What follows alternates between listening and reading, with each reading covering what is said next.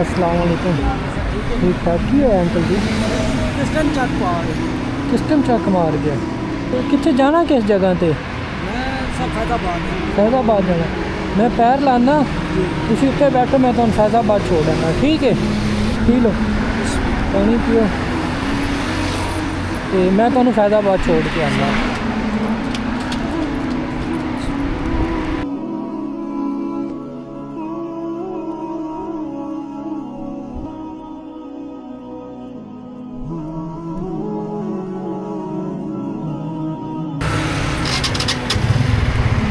बाकी बैग में पा लो।